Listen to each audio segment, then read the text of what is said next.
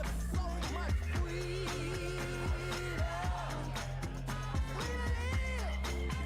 I'm gonna get it, 'cause it's my freedom.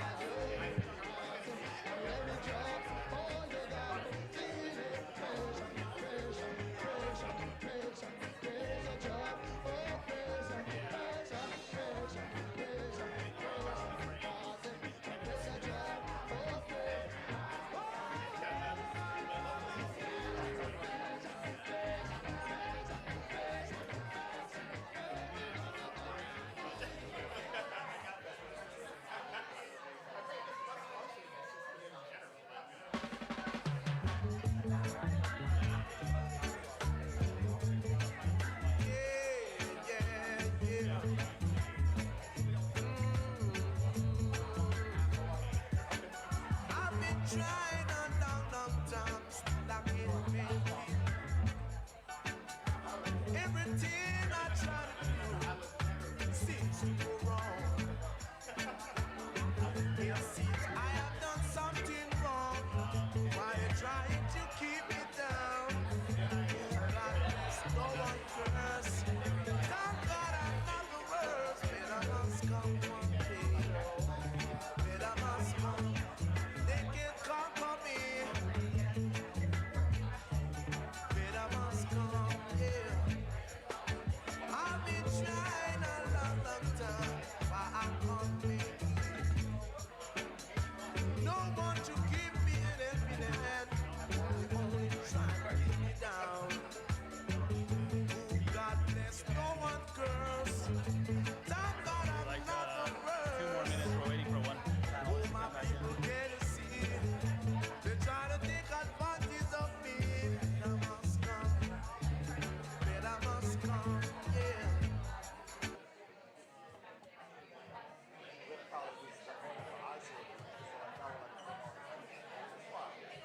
It's like one of the longer, and this might show all of these health issues folks that have. Okay, awesome. And this is on? Yeah. And they're my Dennis, I wanted to say, I've got the clicker here, yeah. I'll be sitting down with you. keeping the Zoom universe together, but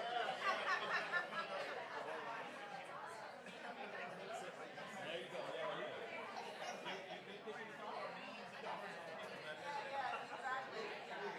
Well, yeah, but I mean,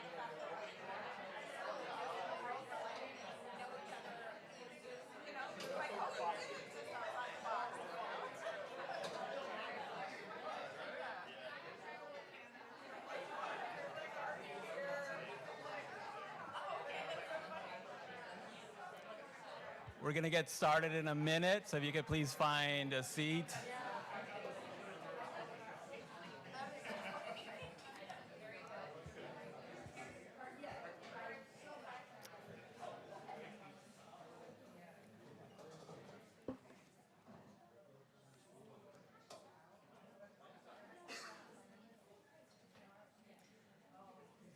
All right. Hello, everyone. I am Ruben Espinosa. I'm the director of the Arizona Center for Medieval and Renaissance Studies at ASU.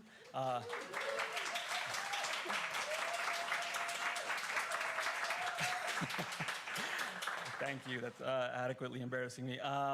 So it's my pleasure to welcome you tonight to tonight's events, Revising the Humanities. I want to thank you all for coming and to thank those who are at home tuning in. And up front, I wanted to announce that Ayanna Thompson, unfortunately, could not make it tonight. She is undergoing chemotherapy for cancer treatment. And if you know Ayanna, it's only chemotherapy that would keep her from coming to something like this. So she sends her regrets, and we send her well wishes as she is at home tonight. So I want to open tonight with a story that's somewhat close to home for me, both geographically and also personally. In 2007, amid the passing of anti-immigrant legislation that essentially made racial profiling legal in Arizona, social activist Dolores Huerta spoke to an assembly of students, mostly Latinxes, at Tucson High School. With candor, she encouraged them to be confident in their voices and to vote because, in her words, Republicans hate Latinos. That infuriated Tom Horn, who at that time was a superintendent, who is now a superintendent in Phoenix, and he's also a staunch Republican. He organized a follow-up assembly and sent his aide to explain to the students that Republicans did not, in fact, hate Latinos. But as his aide spoke, a large group of students turned their backs on her and raised their fists in the air in protest. Most of these students were in the Mexican American Studies program at Tucson High. And when Horn learned of this, he made it his mission to dismantle the program. And he did, through new legislation. This led to the infamous banned book controversy, only a controversy because one of the books that could no longer be taught in that program was William Shakespeare's The Tempest. What's heartbreaking for me about that incident is that following the dismantling of the Mexican American Studies program, a University of Arizona study found that the program increased graduation rates and college enrollment for young Latinxes. The legislation that led to the book banning deliberately sought to stifle the success of these young Latinxes. I share this with you because these are the stakes in our current moment. It isn't about saving Shakespeare, and don't worry, we're not here to save Shakespeare, but it is about thinking through what engaging meaningfully and thoughtfully with the pre-modern past can offer our students and the future of the humanities.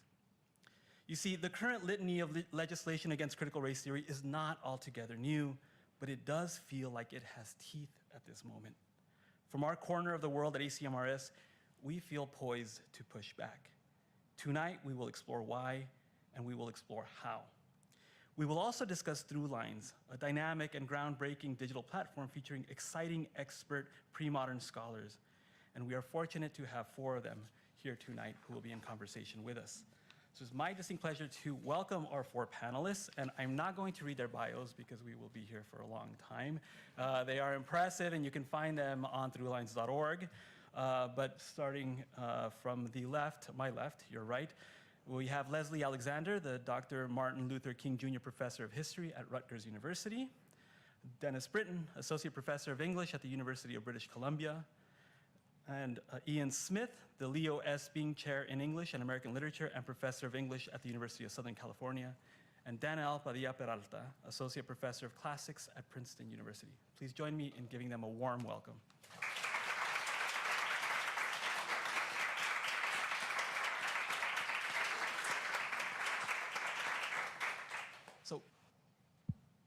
So we've asked our panelists tonight to prepare opening remarks, and we will go down the line to my left, starting with Danielle, giving a brief 5 minutes. After that, we will have a conversation among the panelists, and then open it up to questions and conversation with the audience.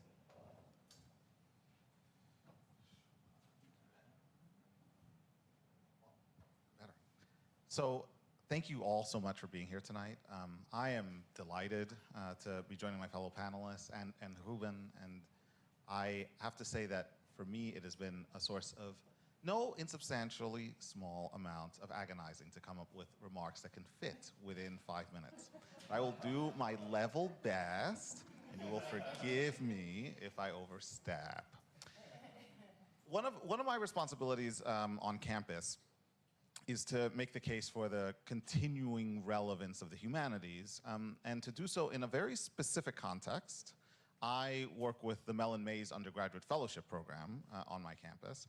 And as many of you will know, Mellon identifies and supports undergraduates from historically minoritized groups who hope to pursue graduate study in the humanities and humanistic social sciences. The long-term aim of MMUF is to diversify the professoriate, and in that it has been phenomenally successful. As faculty coordinator for Mellon on campus, one of my responsibilities this year has been to facilitate the transformation of our co-curricular model into a credit-bearing course. And so my colleague, Dr. Afia Ofori-Mensah, and I are teaching the first prong of that course, Histories and Theories of the Academic Humanities, this fall. Each week, the 10 junior and senior Mellon Fellows meet for a seminar that blends discussion of select readings with skill building and professionalization exercises. At our latest session on Wednesday, the discussion tackled 2 interlinked questions: what are the humanities, and why study them? So we don't shy away from the big questions. We took it as points of departure William Drees's 2021 book, What Are the Humanities For clarity on definitions, and Ignacio Sanchez Prado's spirited 2023 essay in the Los Angeles Review of Books, The Humanities Are Worth Fighting for attunement to the fight over the future of humanistic study. Structured as it was around lively pieces, our discussion itself was very lively. But it became especially vibrant when several of the fellows raised questions about the ethics of studying cultural traditions that are not their own, or that they cannot claim as their own. While the example on several lips was of the white scholar turned appropriator or expropriator, familiar presence in these kinds of conversations, the ramifications of this line of inquiry extended well beyond this spectral presence. It seemed to me, sitting in quiet contemplation of the volleys being exchanged, that the question had a singular force for pre-modernists, who are not always inclined to look at their own work of cultural appropriation and expropriation with the same critical reflexivity of, say, anthropologists, for example. Almost compulsively, I tend to triangulate my way around these conversations by reference to other items read, and in some cases, these are items that are undergoing a seemingly sempiternal rumination in the guts of my mind. There were two that were very present for me at that Wednesday discussion, one item new and one item old. The first is a beautiful 2022 essay by Isaiah Lorado Wilner that appeared in the Journal of the History of Ideas, entitled Body Knowledge, Dance, Anthropology, and the Erasure of History, end quote. Wilner's essay makes a provocative and enormously compelling bid for resituating native, indigenous communities as movers and shakers in global intellectual history. And it does so by rereading an iconic moment in the visual record of early 20th century anthropology. It is a photograph of France Boas in the pose of the Hamatsa, a cannibal dancer of the Kwakwa-speaking peoples, that in the early 2000s came to be engraved on a prize medal of the American Anthropological Association. The selection of this photograph for the medal stirred controversy since, as Wilner explains, and I quote, "The sanctioned image of the discipline established by state peoples to record the lives of the non-state peoples they aim to erase depicted a Western scholar naturalizing the stereotype of indigenous violence," end quote. But Wilner proceeds to show that much more can be recovered from this image than merely and appropriately the self-justification of Western anthropology or the critique of its practitioners as cultural appropriators and expropriators. And I'll quote Wilner again. "What we see is the story of Boas as a non-judgmental friend of his hosts, innocently joining in their behavioral pattern, a recurring motif of cultural relativism. What we do not see, what is framed out, is the history of violence the dance represented, answered, and redressed. Yet, as a remnant of the history that produced it, the image carries its past like an unseen residue, encoding the violence it obscures. This concentrate of erased origins can operate in the present as a memory capsule, a conceptual stimulus that can enter our bodies and infuse our minds with suppressed sensations, reactivating and converting silenced body knowledge. We can use this photograph as a memory capsule if we study it in the context of the dance that produced it rather than of the science that constructed it," end quote. Wilner's article is to me exemplary in at least two respects. First, it delivers on the promise of richly historicizing the knowledge that pulsates through documents of this sort, knowledge that is genuinely co-constituted by participants and observers of the dance. Second, and with more immediate relevance to the conversation that took place among the Mellon Fellows on Wednesday, as well as my own intervention tonight, it unmasks the master figure of the white male anthropologist as a vector for the transmission of knowledge that he himself only imperfectly grasps. Wilner is very clear about this point as it bears on the article's reconstruction of body knowledge. He proposes to trace, quote, "a history of the ideas encoded in the Hamatsa dance, a process of transforming violence into nonviolence through movements of the body that converted the white man who copied the postures into a migrating medium of indigenous body knowledge," end quote. Without overgeneralizing Wilner's proposition, I'll submit for your consideration tonight the idea that in studying cultures that are not our own, we can become, and often unbeknownst to ourselves do become, migratory media. By invoking the notion of the scholar as a medium, I don't mean to suggest that the scholar-interpreter is purely passive or to put them forward as an inert and antiseptically polished vessel for the relay of culture. Marshall McLuhan taught generations that the medium is the message. I don't want to veer in the direction of that extreme, but it's useful to keep in mind one fact that's been hammered home by media studies, that the medium exerts decisive and lasting control over any content that it filters and routes. In linking Boas's posture to the configuration of the global history of knowledge, Wilner arrives at the insight that specific forms of knowledge, as conduced through those bodies, can be activated to yield memories, and with them partially or fully occluded orientations to the world that exceed the conscious intentions of those who inhabit those bodies. The implications of this claim range beyond the Hamatsa, they range past the history of dance, and indeed I see these implications as ranging past Wilner's own active intentions with his article. The prospect of exceeding and eclipsing the intentions of the scholar-interpreter, Boas, Wilner, brings me to the second text that came alive for me during our seminar conversation, and the text that has for a long time structured how I think about the responsibilities of the humanities and of pre-modernists working within the humanities. This is a text that trails a very differently tessellated set of associations. and it comes from Virgil's Aeneid. At a supercharged moment in Book 8 of this epic, the hero Aeneas contemplates the images on new armor that he has been gifted. In deliberate imitation of Homer's shield of Achilles' ekphrasis, Virgil has his mythic protagonist sport a shield that captures the full sweep of Rome's history, a history that will extend many centuries past the lifetime of Aeneas himself. Having made already clear in Book 6 of the epic that the knowledge of this future, which is briefly vouchsafed to Aeneas in the underworld, will not follow him back into conscious existence, Virgil stresses once again at the conclusion of Book 8 that even in beholding these images of events to come, Aeneas will not understand the history that he carries with him. Talia perclupeum vulcani dona parentis, mirator rerum quignoros imagine gaudet, atolens umero famam quet fata nepotem. Such things on the shield made by Vulcan, gifts of his parents, he admires. And ignorant of these matters, he rejoices in the image, bearing on his shoulder the renown and fates of his descendants. As is true for many Latinists and Roman historians, my relationship to the Aeneid is complicated, like those old Facebook statuses. It's not my favorite work of Virgil. I find the Georgics to be more aesthetically appealing, and partly for that reason, more unnerving.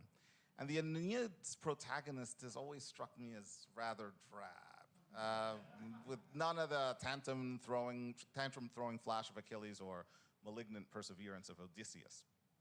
While he shares with the latter the mythobiography of storm-tossed migrant agony, a suffering for which I can readily summon an elective affinity, on arriving at his final destination, Aeneas becomes embroiled in a sedecolonial process whose long-term resolution is nothing more and nothing less than the epistemicidal reordering of Italic cultures.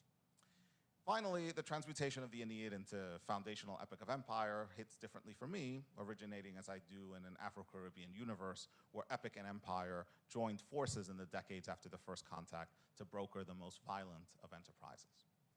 But I turn to Aeneas now at the inspiration and instigation of Wilner, wondering if in the example of the hero carrying a shield emblazoned with unknown futures, we might find some metaphorical purchase for the labor of the humanities and for premodernists working in the humanities.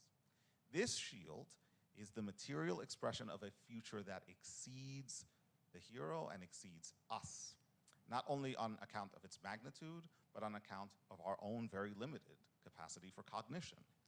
Aeneas, like us, transports this future, even wields it as a defense, all while remaining insensate to the full depth of the knowledge of past, present, and future that is contained within it.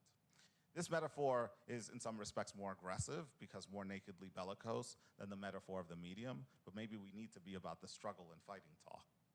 Aeneas not only fights for the future, this is an interpretation that's well established among Virgilian scholars, but with the future as his instrument.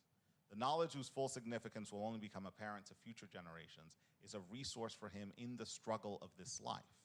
That he does not grasp that resource in its entirety is no disincentive for embracing it as armor.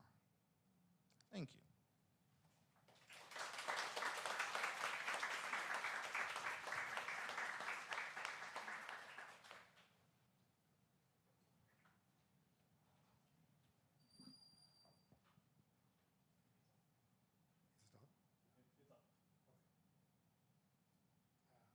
Hi everyone, good evening, good afternoon.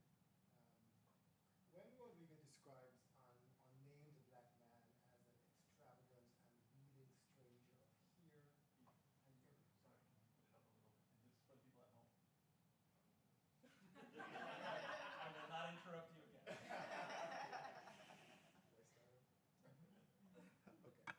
When Rodriguez describes an unnamed black man as an extravagant and wheeling stranger of here and everywhere, he initiates a conversation about immigration, otherness, and the undesirability of a racially plural societies. After all, Othello, this black man, has been hired by the Venetian authorities as a contributing resident to shore up the state's national security. The efforts against the threatening imperial incursion. Drought and food insecurity have led to migration in East Africa from Ethiopia, Somalia, and South Sudan to Kenya. And the Irish famine of the 1840s and 50s brought 1.3 million persons to the United States. And financial insecurity, the hope for a better life, various forms of internal conflict have prompted many of their rivals at the U.S. southern border. But a false narrative about Haitians in Springfield, Ohio, has unleashed a spate of bomb threats and school closings to prevent children, exposing once more the white racial tribalism that would deny the humanity of black persons who were simply trying to live their lives and contribute to rebuilding a city that was in decline, a modern-day version of the Othello immigration story. I've used the expression deny the humanity of black persons. I have used the expression deny the humanity of black persons deliberately to bring together what I believe is at stake in today's discussion under the rubric revising the humanities. Denial has been the signature offensive strategy in much of the practice of Anglo-American humanism. Premodern critical race studies knows this firsthand, since the field's origins were enmeshed in the exhausting denials of the stern gatekeepers of humanism. The ironies are palpable, since that notion of humanism was insufficiently capacious to include racially diverse, non-white humans. It was, as many have argued, a white humanism. This correlation of denial and race extends beyond literary studies, but maintains its deep ties. From James Baldwin's sobering recognition that Americans would rather consciously ignore race to Ibram Kendi's blunt assessment that, quote, the heartbeat of America is denial, we understand that employing an inclusive critical race perspective threatens to destabilize the anodyne comforts of old humanism, to enable classrooms to engage in projects of revision. It is this dawning recognition that has turned banning books, policing public libraries, and scrubbing school curricula of black history into the latest iteration of the denial machine that would not only uphold old humanism, but press it further into the service of an anti-democratic political agenda that served white humanism, that cloaked itself in strategic silence and invisibility. Today, that invisibility is in retrenchment, and its most prominent voice has charged critical race theory with being, quote, anti-American. The delineation is overt and clear. Those who would teach critical race studies are to be divisively excluded, like the black residents of Springfield with whom I began.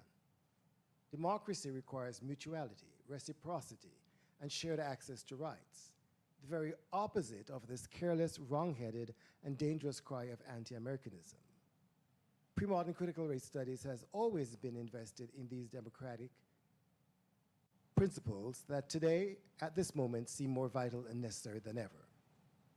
Revising the humanities for our purposes means courageously, intrepidly continuing to examine texts, exploring the many ways that race as bridge building, race as a project in equity, race as inseparable from declaring our humanity, has been and will continue to be a critical part in revisioning our democratic future.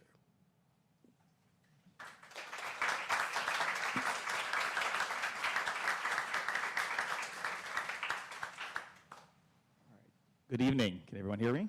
All right. Thank you to Ruben and to ASU and Ayanna Thompson for bringing us all together tonight and for this wonderful Throughlines project, which I am so excited to dig into for my own teaching. I don't feel qualified to talk about the future of the humanities, nor do I like talking about the future because it feels kind of like prophecy or something, but here we go. When I think of the future of the humanities, to some extent, I believe that the future, our future, is rooted in what has traditionally been understood as the goal of the humanities, to understand the human.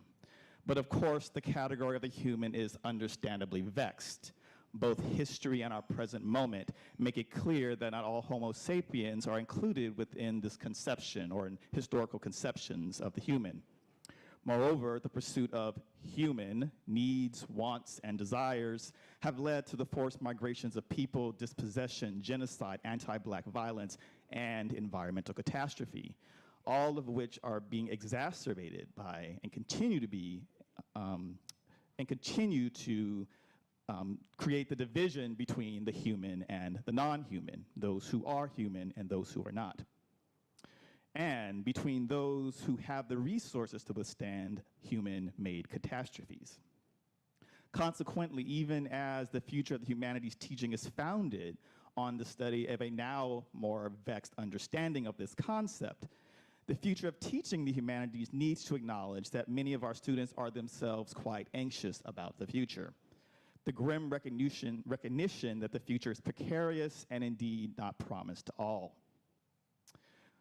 We have all heard from various news sources that Gen Zers, traditionally aged undergraduate students, are an anxious generation.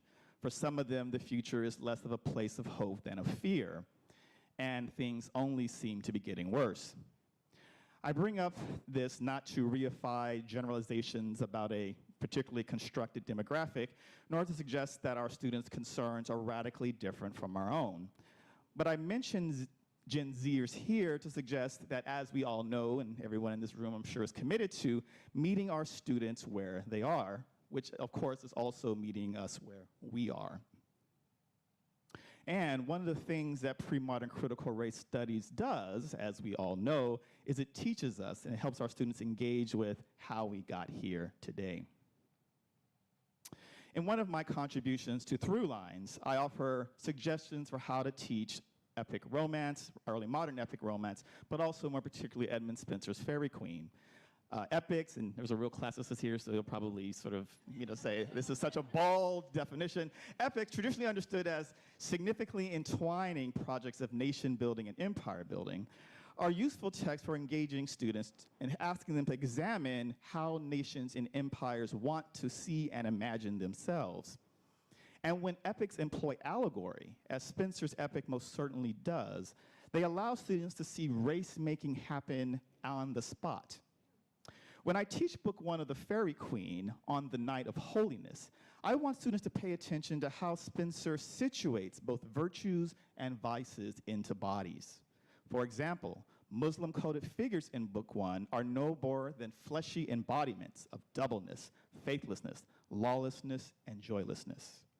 Unlike the white European heroes in the poem, they are static. They do not move. They do not change. In fact, the allegory necessitates that these figures do not become other than what they are essentialized to be. Allegory, like race, requires essentializing, and the fictional equation between name and concept and particular bodily features. And when it comes to Muslim-coded figures in the Fairy Queen, the poem asks us, or the poem makes it clear that violence against them is justified, in telling readers to understand duessa, sans foi, sans loi, sans joy, as nothing more than their name signifies. It becomes clear that these heroes are not killing characters, but they are killing non-human concepts. We see the allegorical reduction to concept not only in Spenser's use of Muslim-coded figures, but also in his uses of fairness and blackness.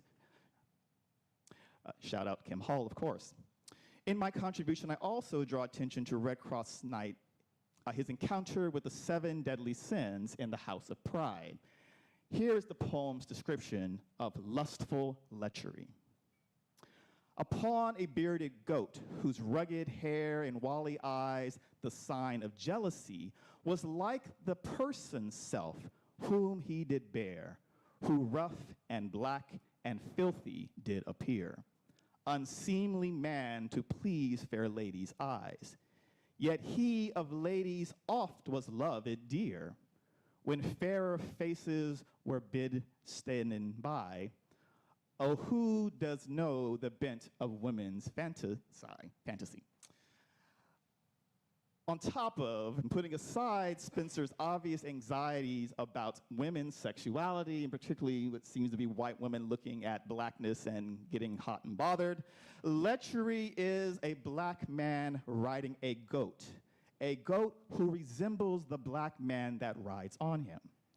The stanza blurs the distinction between black man and animal. Additionally, the poem inspires us. It actually insists us to visualize lechery as rough, black, and filthy. And it sets lechery and this black figure in opposition and as unsuitable to fair lady's eyes. When it comes to vice, to this vice, one that is supposed to be shunned by the white Protestant Christian reader, Spencer makes his reader see a black man. Here and elsewhere, Spencer's allegory teaches readers how to read the bodies they encounter in the poem. It names the bodies. If you would see you may not have seen lechery and said, that's lechery, but the poem says that is lechery. And similar readings of these bodies, of the bodies that Spencer calls into being and imagined and wrote down, of course, have continued to stick to Black and Muslim bodies to this day. Of course, what I want students to see is that this is a fiction, and that all, like the fictions of race today, they can be analyzed, critiqued, and be understood as allegorical, as trying to make concepts stick, even as we should try to make them unstick.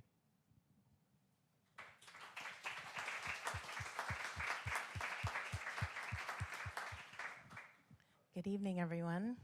Thank you so much for being here. I want to start first by thanking Ruben and Ayana for inviting me to be part of this community. I always feel in this group a little bit like an interloper because I really study, like for these people, what's like late topics. I specialize, I'm a historian of 18th and 19th century African-American and African diaspora history. And it's funny because among historians who study the Americas, when I'm with the historians, I'm like studying the early stuff, and then when I'm hanging out with y'all, I like, they're like, yeah, well, But it's an extraordinary group of people that I've had the opportunity to interact with, since you all have invited me to come play with you.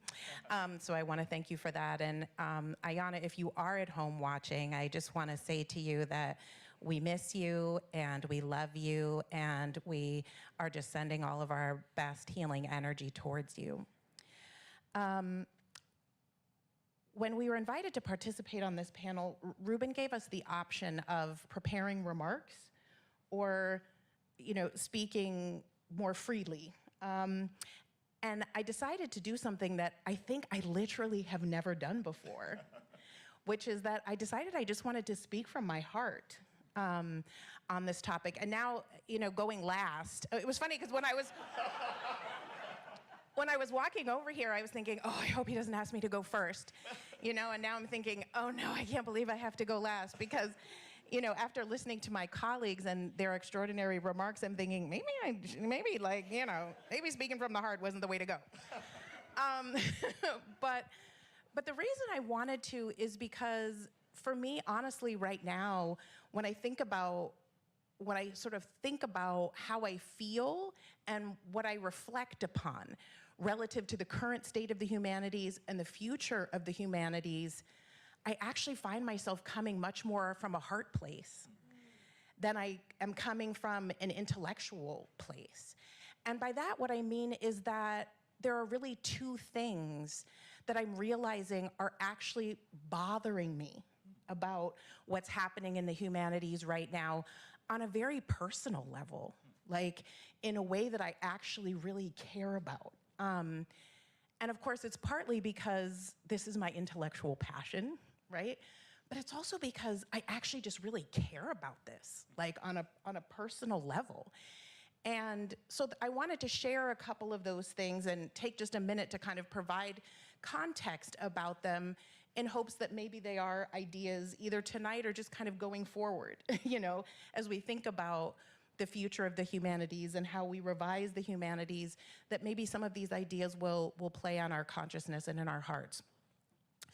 The first is that I actually I'm just gonna be honest, I'm a little worried. Not just about what's happening relative to the humanities in higher education, I'm actually worried about what we're doing in higher education more generally.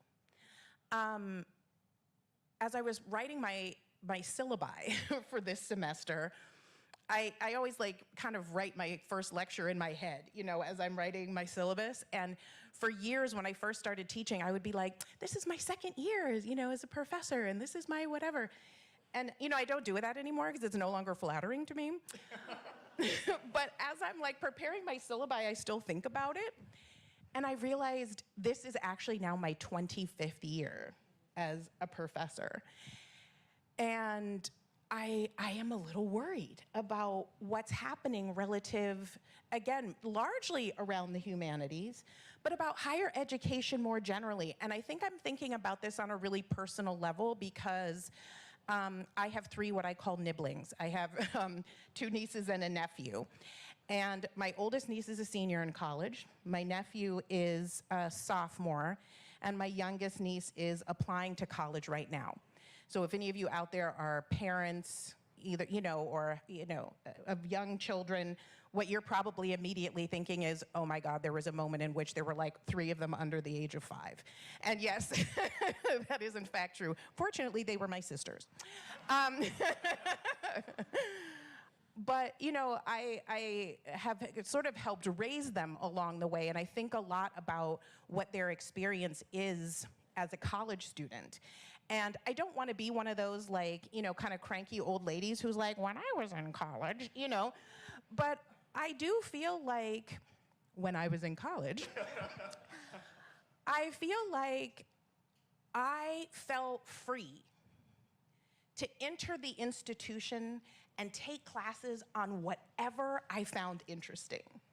I would go the first week and I'd be like shopping around for classes, I'm gonna go sit in on this course on the nature of the universe, even though I think at the time I thought it was gonna be a political science major. But, I'm interested in the planets in the solar system. I'm just gonna go sit on that class.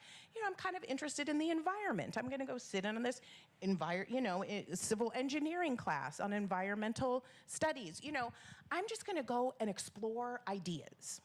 And I wasn't even at sort of like a classic, small liberal arts college, but I felt like I had that freedom. And I think to me, that is where the humanities really makes a contribution, right? That students come into our classes and we open their minds to ideas, right? We teach them how to be critical thinkers. We teach them what it means to be human and what it means to reflect on the human experience, right?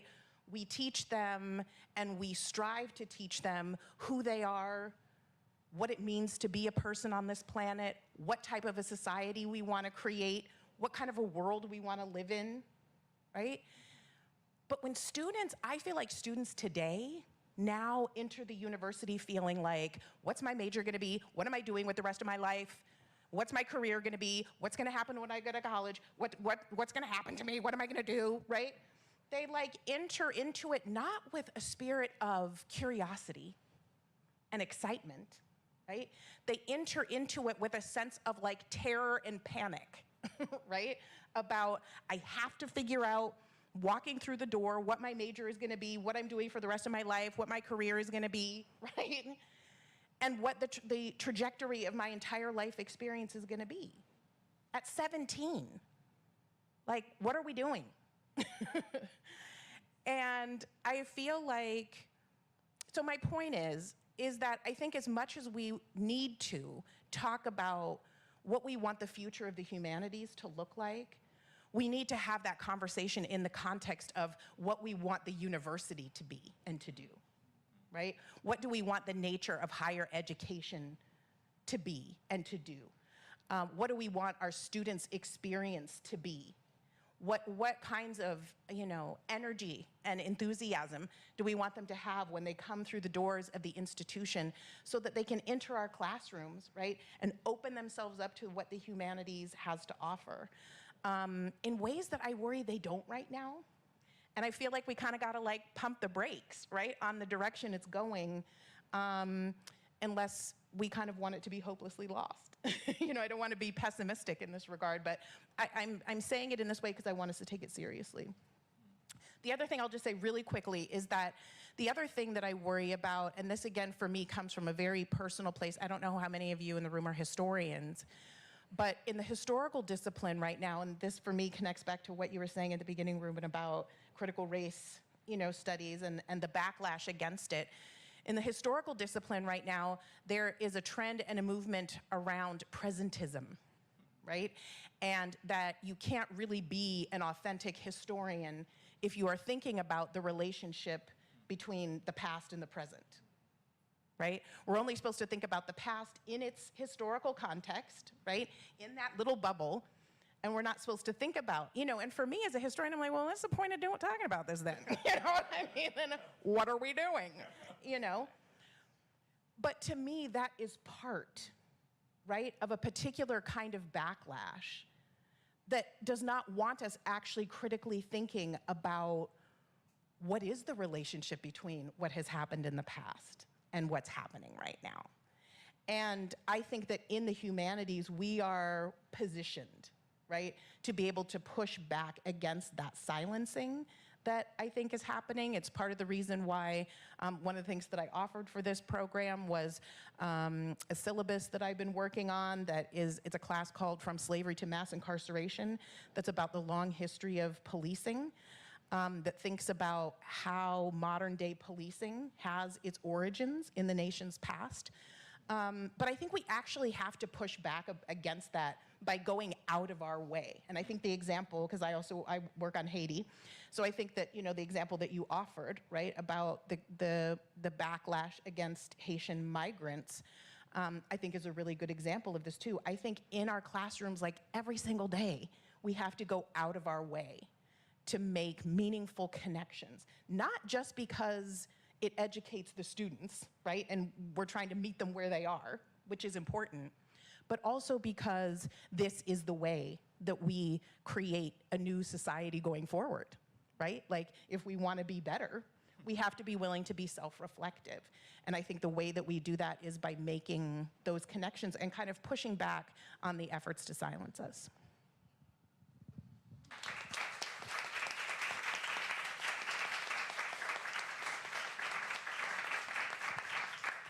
Thank you, Leslie, and thank you all. As you can see, I'm incredibly lucky to be able to work alongside individuals like this who are contributing to Throughlines. And the syllabus that Leslie mentioned is on throughlines.org if you want to check it out. Free, accessible. So please visit our site. You're going to keep hearing me say that tonight. Leslie, in some ways you anticipated my first question, and it's based on something that Dennis mentioned. And I think all four of you were incredibly rich in thinking through the legacy, right, of, as Ian said, the old humanities, and thinking about how it's been filtered over time and what the interventions are that you can make as scholars. And specifically, I'll just be transparent here, right? To quote Indira Karimchetti, I think all of us have a surplus of visibility when it comes to race, right? So what your position is with, in front of a classroom in broaching these conversations, right, regarding race and the material. But Dennis, you mentioned, we do need to meet students where they are, and I think Leslie articulated that, I think, beautifully in terms of how we can think about it. But you also said, and then having them meet us where we are. And so I'd like you all for a little bit to maybe reflect on that and to think about, like, where do you see us? Where are we? What is the state, not just of the field, but more importantly, like in your classrooms, how do you make that legible for your students to kind of think about, this is the conversation you're entering into. We've got a lot of baggage, right? But how do we unpack that baggage, and how do we, go about showing them and having them meet us where we are?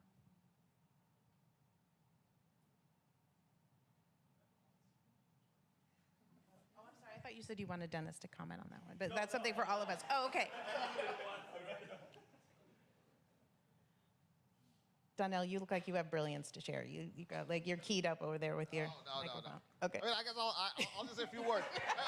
No, I mean, because this is mainly prompted by Leslie's remarks just now, but also goes to the heart of something that Ruben had touched on in framing tonight's event. So where I find my students these days is in the state of suspension when it comes to the question of, like, how to exercise judgment. Like how to, like, engage in genuinely critical work. And so let me give a sort of illustration of this by talking about something that very recently happened on campus. So last week, we hosted a visiting scholar who came to the history department to give a talk. And this scholar was very unapologetic about their commitment to a form of historical judgment, right? There were these people, they were in the past, they did really bad stuff. We're not gonna like minimize this, or trivialize it, they did bad things, right? As part of the setup for this history department series, there is usually a faculty respondent who gives a short overview of the paper and then sort of sets out some lines of inquiry for everyone in attendance. And the faculty respondent, who was a colleague in the history department, gave what I thought was a remarkable and honestly kind of staggering response in which he called into question the very justification for exercising judgment about bad things people have done in history. He was like, how, you have all heard this, some version of this. How can we judge these people? They lived in this past so very long ago, blah, blah. And would we, now this is the gravamen of my comment now, would we appreciate being judged by the future? To which our invited scholar and I, we looked at each other because we've had these conversations in the past. And I was like, I hope to God that I am judged to hell and back by the future. I hope that I am a subject of their judgment. But I mean, this is now where, but this is now where we get to an issue that comes up in conversations with students who are looking for models and structures within which to practice judgment. If you look now at the configuration of the 21st century university in its Euro-American incarnation, and specifically in its American incarnation, you will see that more often than not, there is a deadening of the facility to engage in judgment. I mean, this occurred in the spring, and all of last year in connection with student protests. It's occurring now. Any time that students are encouraged to participate in a process that might conduce to actual judgment, that judgment is held up at the moment at which it begins to engage quite substantively with real life events, right? So even when they are told, okay, you might be able to judge something that occurred, the key is you can't exercise that practice of discernment in the present. And what I'm trying to convey to these students in my teaching is that they should exercise practices of discernment, especially, but not only when it comes to things like racial violence. What are we doing if we're not opening up a space for them to engage in the intellectually edifying work that can also translate into a real-time civic reorientation? I fail to see how the university can deliver on its promise if it's not doing that. And yet, there are very powerful structural incentives against doing this. And so where I meet my students now is at a place of seeing them reckon with the challenges associated with that, and at the same time trying to hold out for them the promise that if they commit to this, then one day, maybe, we will all be in a more emancipatorily and epistemologically open place. But I mean, this is where we get into the talk of potentially selling them on a false optimism, because for the reasons Leslie enumerated, I too am very concerned, and I'm not even sure that I have all that much faith in the structure of the university in its current form anymore. So I'm going to leave it at that on that pessimistic note. I'm going to pass it to my colleagues.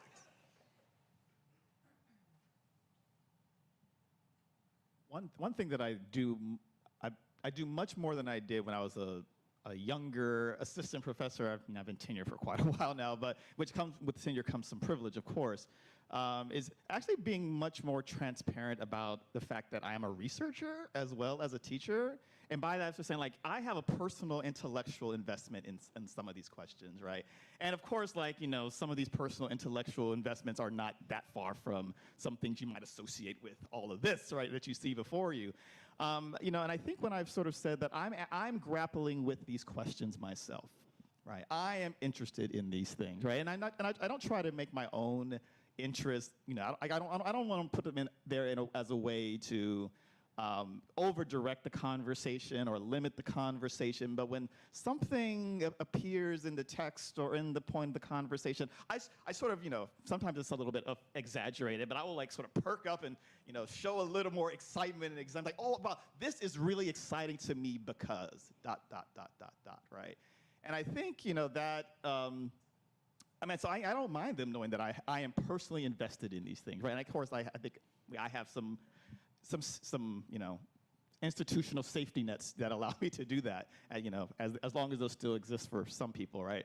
But I think, there's a way that, our own passion, our own investments to the students can inspire them to be invested in whatever, hopefully good things, but to become invested for themselves in the things that inspire them, and that there is no, it's not a bad thing to sort of say, well, I'm sort of part of my investment in looking at lechery is the fact that there is a long history of black men being over-sexualized, right, and sort of being only equated as being a sexual predator, right, and like they will sort of say, well, yeah, of course, right, not of course, some of them it'll be news to, but I think for a lot of them, like, oh yeah, right, and this is not disconnected from that, so.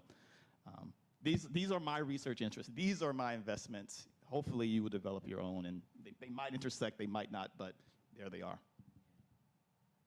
I think I would probably like say something similar to what I said before, but like remix it a little bit. In that, like, you know, what I feel like I try to do in the classroom, and this is actually something I have done really since my earliest years of teaching, is to try to incorporate at least into every single class one thing. And I often try to bring as much as I can, but try to incorporate at least one thing that will connect whatever the topic is to something that they can relate to in contemporary society. And like I said, I actually originally started doing it for the purpose of what we said, right? Which is to help them bridge, right, the gap between their lived experience in the 21st, you know, when I first started, the late 20th, but, you know, the 21st century to what I'm talking about in the 18th or 19th century. It can be very difficult, right, to make kind of a meaningful connection to relate to the people and the situations that we're talking about.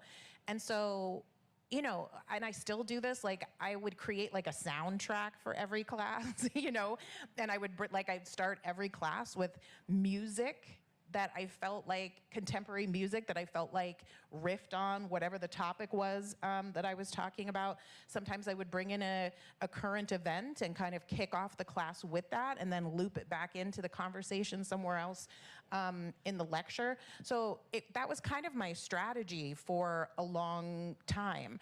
But like I said, now I feel like I'm actually doing it for that reason, and also because I'm fighting back against the presentists. You know what I mean? Like, also because I feel like we do need to go out of our way to reinforce the idea that we see the value in understanding the past so that we can be better going forward, right? That we can actually learn a lesson from that, right? And to see the extent to which things are kind of playing out.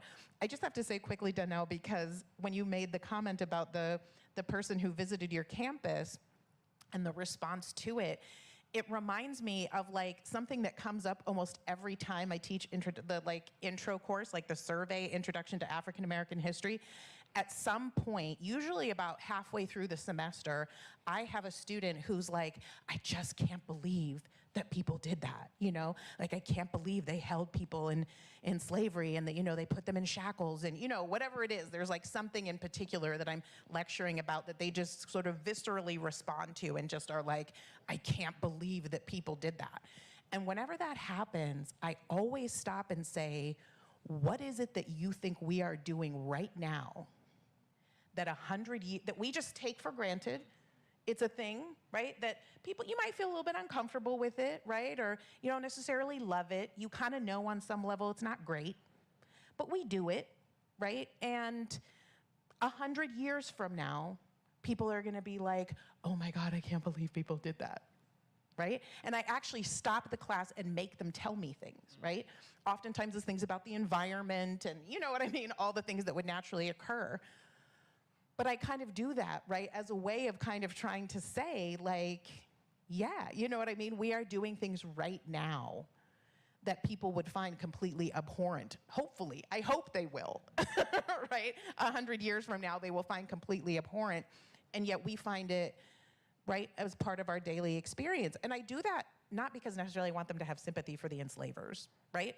But I want them to understand, right, how easy it is in society today to live with and accept horrific things, you know, and yet, you know, and still live our lives and, you know, go to school and come home and stop at Chipotle on the way back, and you know what I mean? Whatever, that we still live our daily experience, even though these horrific things are happening around us. Unless you want to add something, Ian, we can. Not really, only because I think everybody has said a version of what I mean, I think we're sharing a similar conviction about our commitment to students, our commitment to this connection between teaching, writing, speaking, reading, and what those things have to do with who we are now and who we can be. And so it would simply be to reiterate most of that. What I might add, if anything, is, and I think Leslie did a bit of that just now, is if we all share that vision, which of course I think is the thing that makes us, if I may speak, well, let's see, for myself, makes me get out of bed each morning and be grateful for the opportunity to do what I do these many decades. And I'm still excited at this point in time to do it. What I would say is, it's the how then. So we're committed to it. And so the more sort of, these are sort of lofty, exciting, passionate ideas. Now the more sort of gritty day to day, how do we do this? The more sort of, perhaps not as exciting about method. So you just talked about what you do. You pause, you stop, you have them engage and reflect in the moment. And so if I might add a little bit to the how we do it, is I do try to, of course, because I see race as integrated in everything we do and everything that we learn, because race is part of the human condition as we have constructed it, right, in the West, certainly. Then it's not as if we can separate it out and have a class on race or just a text or something of this kind. It's there. The question is, how do we see it and how do we access it at some important moment? But still, certainly as a black person going into a classroom to teach and to ask students to read and see these things, there is always the possibility, I'm not sure if my colleagues here share that, oh, it's the black guy, so obviously he's gonna see the black thing. Black guy has the black agenda, whatever that is, and I don't have an agenda, but I'm supposed to have one. And so one of the things that I've done in my teaching is, unless it's a course like a race theory course where everybody knows that they're coming to the race, it's sort of obvious, right? But in the other courses, I never really start with with a text. The text may have racial concerns, but I don't talk about that. What I do is I talk about method first. And by method, I mean just how do we read? So for example, right now, I'm teaching, it's an introductory course, a requirement for English majors, and it's a course called British Literature of the 1800s. Right, it's not very obvious kind of course. Everybody has taught some version of that, I guess. And so I said, okay, first day, we're gonna do that, but we're also gonna do a little beyond that, and here's the reason why, because we need to ask ourselves, well, what are the consequences of reading that literature? What happened? And of course, I'm gonna go into the Harlem Renaissance. That's what I really wanna do. But, so that's a consequence. So I say that up front so that if anybody wants to leave their Harlem Renaissance, they think, Harlem, something black, not for me, I'm gone, right? Whatever. But I say that. And then we start reading, and I start with Petrarch, not English, but Italian, obvious reasons why. Then we do Wyatt and so on. And I'm not talking about race, at least not explicitly. There are racial elements there, but we're gonna get to that in week 4 or 5, let's say, right? But what I do is I talk about how do we read the texts? Because if we're gonna study that literature, the real question for me then is not just, here is the text, here's some content, it's how we read. So Dennis, for example, gave an example of how to read Spencer, right? How do we read that text? And so we talk about little things. Word choice, where words are situated, the use of sibilants, the use of assonants, internal structure, repetition, why that matters, etc., all the things that we all do, right, and so on. And you build that vocabulary, but you build that attentiveness to language and how language works. So that when we land on a text like, say, Hamlet, and then you say, okay, now let's read Hamlet, and how do we read these lines? Do we see something here, if using the same methods, that can be read in racial terms?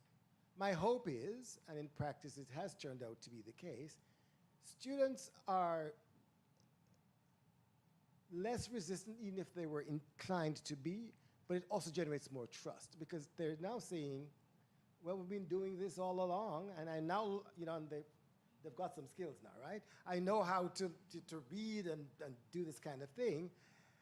And so you create an environment of trust where rather than students feeling that something has been imposed on them by the black guy, they can say, okay, the text as evidence, and that's what I always underscore. How do we read text as evidence? Not as feeling. I'm not a feeling guy, right? No, because too often students come to literature and want to feel, I just come here for my feelings. And which is fine. Don't get me, and that's fine. There's room for that too. But my objection always is, they raise questions then, and about the text and about the teacher that they'd never raise to a teacher of physics. They wouldn't do that, because some of physics has standards. And so I push back against that whole feeling thing, just because I want them to have a similar respect for this work that I love, that I take seriously, that I want them to engage in and love too, as evidence. And so for me, sort of thinking about how we get students to read, how we enable them to read, is as important as the sort of long-term, lofty goals, for example, that I spoke about here, thinking about democracy, right? We can get there, but first we have to give them the tools to get there. Thank you, Ian. I deeply appreciate your attentiveness to method here, right? Because it's something that's not intuitive, I think, for many of us, and that's something we recognized. We would often get the question, how I want to incorporate this into the classroom, but like the how was a problem, right? And luckily, we have the expertise of individuals like this who afford that. I'm going to go off script a little bit. My intention was to show some clips and then have them pause and comment on them, but I do want to invite you into the conversation. So what I want to do is show the clips, and then we can open it up for discussion, if that's all right. So give you some food for thought. You can see what they're presenting, at least a snapshot of what they're presenting on Throughlines, and then we can open it up to the audience. So. A few years ago, I was teaching a large lecture class on a survey of early British literature. And the class was unusually animated, willing to talk about the most challenging topics. They were highly engaged. And then we got to Othello, and there was silence. At first I thought maybe they haven't read the play, so I asked. And 150 heads said, no, we have read it. And I was like, why are you all quiet? And I realized at that moment that these students had never been in a space where they could talk about race openly.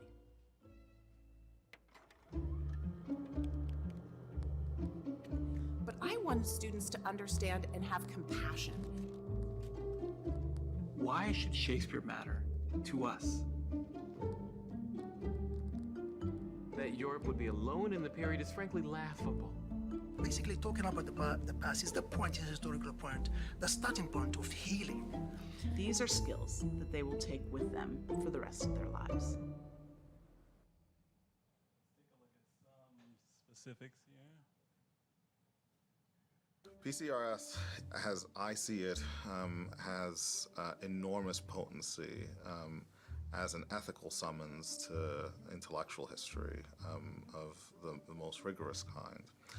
Part of what I see as important about that ethical summons for classicists is that normally the field has understood its own intellectual history to orbit the very specific historical identities of these individual scholars who, more often than not, are cleaved artificially from the context of knowledge production in which they operate. The genius of PCRS is that it has really encouraged folks to think in the first instance about collectivities of knowledge and knowledge formation, and also to think about structures of racial formation that pervade and define the texts and non-textual materials from premodernities that we encounter, without explicit or primary reference to any one scholar or any one unit of scholars.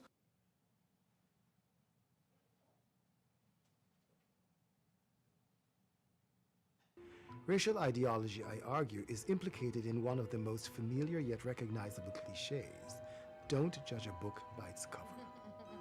The Renaissance recognized this idea in the Silenus, a statuette that appears odd and unattractive on the outside, but when opened is quite beautiful inside. The figure memorably turns up in Plato's Symposium to describe the unsociable but brilliant Socrates. The lesson to be drawn insisted that internal qualities like human intelligence and wisdom were to take precedence over mere surface things.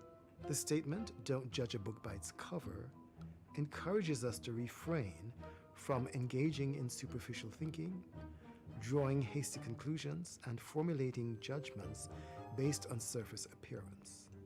In the context of teaching writing and rhetoric, we might dismiss the sentiment as trite, but its life application tells a very different story.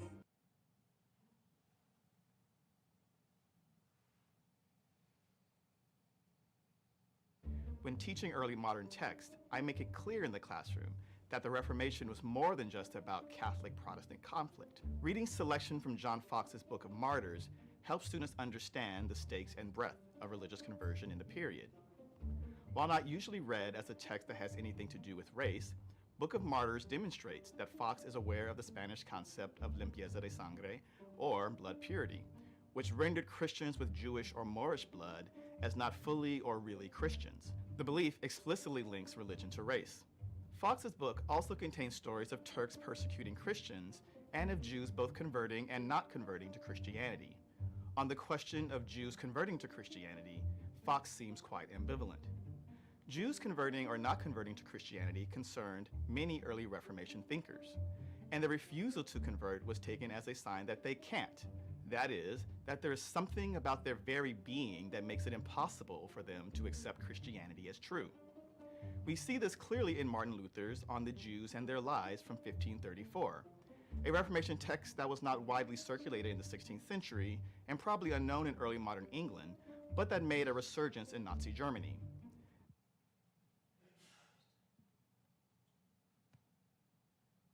On April 6, 1712, approximately 24 enslaved Africans, men and women, gathered in the heart of New York City at about 2 a.m., armed with a variety of weapons, including guns, axes, and knives. Likely enraged by English authorities' recent decision to pass a series of restrictive laws, these freedom seekers resolved to go to battle against slavery. In the early morning hours, the rebels set the city ablaze. During the ensuing hysteria, they ambushed and killed 9 white people and wounded 7 others.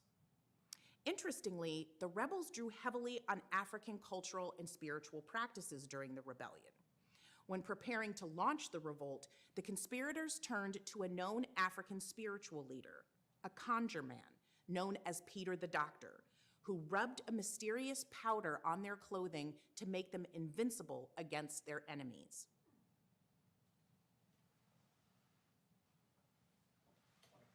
That's just a snapshot of some of the material before they get to some primary text. I do want to allow, just with the time left here, you to enter into the conversation. So if you have questions for any of our panelists, please raise your hand.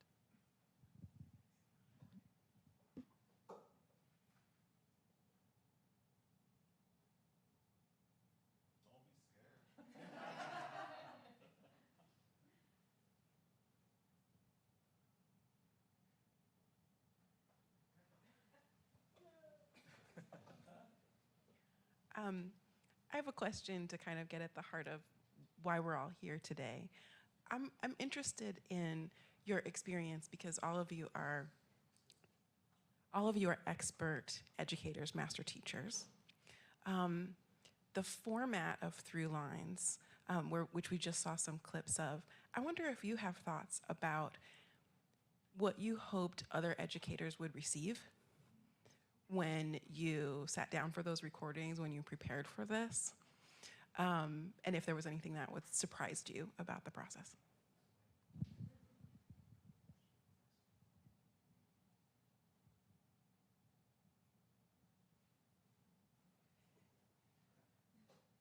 I'm not sure why I have this. That's a great question, actually. I think the truth is I was kind of hoping that, like, in a way, and I feel like it is, because I've already had people contact me who didn't even know that I was working on this, say, oh, I just saw your, thing, and oh, I've been watching the other ones, and we've been having an exchange. Like, what I was hoping is that it would kind of launch a conversation, among ourselves about what we actually do in the classroom, to reach students and to connect with them. And it was actually interesting because, I feel like my part in this really came about through a series of conversations with the staff, some of whom are here, who I had wonderful conversations and interactions with. But, they asked really good and interesting questions like, well, what do you do in the classroom? And, what strategies do you, like, they just started asking really, like, basic questions that I feel like we actually don't talk to each other enough about. Like, what do you actually do in your class? Like, well, the truth is we're often reluctant to share syllabi with each other, which I'm not really sure why, but, like, even when we do, we kind of, like, share syllabi, but we don't talk about, like, what are we actually doing in the room, And we often really, like, only get insight about that if we go to, like, peer review each other's classes, which I've started saying yes to all the time because I go and, like, they have cool stuff going on in their classes, and then I'm like, ooh, I'm gonna try that in my class, But I feel like we don't actually just have just informal conversation. We might have, like, a pedagogy workshop or something, but we don't just, like, sit and chat with each other about, like, what do you actually do in your classes and how do you get students to connect to this concept or to connect to that concept? And so I just was like, I found the process really gratifying, you know what I mean? In the sense that, like, it actually forced me to stop and pause and be like, what are some of the things that I've done in the classroom over the years that have actually been successful, Maybe what are some things that I tried that I'm like, well, I'm not gonna do that one again, But, like, what are some of the things that I actually feel like help students connect to the material? And so, yeah, that's what was exciting to me about this format was that I felt like it was kind of an opportunity to, like, for me to, like, share my little pebbles, you know what I mean, in terms of, like, what I have done, but I also find it, like, a really exciting resource in terms of, like, the strategies that other people use, So I think that for me is, like, what I was hoping to get out of it was that people would find my random little things helpful. And, I was hoping that I would gain, from the strategies that other folks use.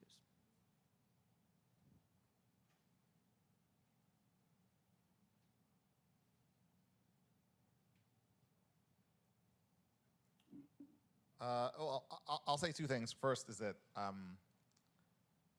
I truly hate watching myself. and whenever I have made myself watch those clips of me on Throughlines, I flinch. But on a more serious note, it was important for me to participate in the project for reasons that I didn't even fully apprehend at the moment that I began contributing. What I see as so wonderful about what Ayana and Ruben and the entire Race Before Race community, ACMRS community have done is, like, build us up as experts, right? So, like, expertise is a currency. And for much of my career, I've, like, struggled with owning up to aspects of my own expertise. And I would imagine there are many folks in the room who would admit to some version of that sentiment. So it was important to have that expertise be enshrined in this particular way. And for that, I'll forever be grateful. The other aspect of this that has been on my mind recently has to do with an exchange on Blue Sky that I will now read. There was a colleague at another institution who circulated a link to Throughlines. And this was the reply they received from a classicist who has done work on race in antiquity. The classicist wrote, "It skews heavily to post-antiquity. Only one person I recognize from ancient, and he's a solid Romanist. Ha ha ha ha." Now, they put the ha ha ha. I'm laughing at the solid Romanist, but it's all right. At which point, the conversation continues. "Yes, that's fair," the original poster replied. "I think that's because of the project it came out of," to which this classicist then answered back, "Yeah, but it makes it less useful for some of the classrooms that need it most." Now, the reason I've chosen to treat you all to this Blue Sky exchange is that there's something about this exchange that seems to be symptomatic of a particular way of engaging with projects of this kind. And it is the dream that this enterprise will be some kind of totalizing enterprise. In other words, that it will fully and perfectly encompass the whole range of classrooms and sites of knowledge production for premodernity, right? This is a fiction. But what I would submit to this classicist next time I see them is that this totalizing fiction is born out of like a particular disciplinary neurosis, the idea that there has to be summoned into being and instated in the world the explanation to trump all other explanations when it comes to the study of pre-modern race, or for that matter, any other construct of knowledge of which similar things can and have been said, right? I think though, and this is the final point I'll stress, that there is something unique about the racial indexing of this kind of comment that warrants further attention, right? So the idea that we cannot have a resource that might speak to the contingent and specific needs of classicists or ancient Mediterranean studies folks, because it is tilted in the direction of post-antiquity, is ultimately derivative of a construction of racial formation that bifurcates different aspects of the pre-modern experience. And that in itself is highly revealing. Right? So I see these and other exchanges online as opportunities for learning. I mean, there are also gauges of the sort of uptake of Throughlines, but they also point to what a future for Throughlines can be, right? As a site for engaging in very productive conversations about the limits, the circumscribing protocols, the horizons of particular disciplines. This is what I think lends it its most enduring value. I should be clear too that when I mention it's dynamic, it will continue to grow, it will continue to expand, and so that's the idea behind it. And I appreciate the candor all around. I mean, you can see like a great group of people. Ian doesn't know this because he's not on social media, but when we were promoting this, we have a great clip of Ian describing when he became Black, which just coincided with somebody suggesting that Kamala Harris had just turned Black. But he talks about the experience of coming from Jamaica, right? And he says, that's where when I came to the U.S. when I became Black, right? People identified me as such, and it was this really poignant moment that we recognized it. So we used that, as a kind of promo. The conversation surrounding that, Ian, is thousands of people now long, right? The comments section on that, and it's amazing. A lot of Jamaican-born individuals talking about their identities and experiences in the U.S. And so, in some ways, even it's like a subsector of what we're doing here, right? But it gives us space for those kinds of conversations. And so, despite the aim of Throughlines and what we're doing, I mean, I think our hope is also more expansive, right? And that sense of legibility for broader audiences, right, weighs into teaching. I had hoped, and time does not allow, right, which is why I showed the clips in unison, but they all come to these great moments. I mean, 1 through 4 of arriving at weighs in, at thinking about specific texts, cliche of race through 12th Night, right, Dennis is looking at the Jew of Malta in this regard, and so Leslie has a great exercise where she would you rebel, right, with her students and kind of thinking about being in that position, and Danielle's just brilliant throughout and really interrogating, right? I mean, just much of what he spoke about in the opening comments here, right, about those legacies. So it's something that we are incredibly proud of because we are just incredibly lucky to be in conversation with this rich community. And so I'm glad that you were able to join us and get a snapshot of this. Please amplify this to broader crowds, as much as you can, and keep an eye on it. Like I said, it will keep growing, so you can come back again, and hopefully visit it often. Before I wrap up tonight, I do want to take a moment to thank deeply Leah Newsom, Sarah Moser, Em McDonough. They're behind the scenes always in this programming, but they are instrumental.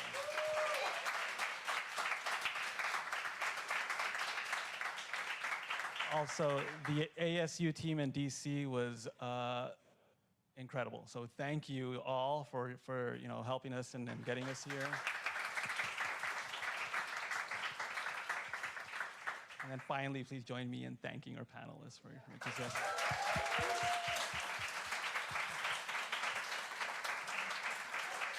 Thank you so much. For those at home, I hope you have a wonderful weekend. For those here, please enjoy some drinks and good company.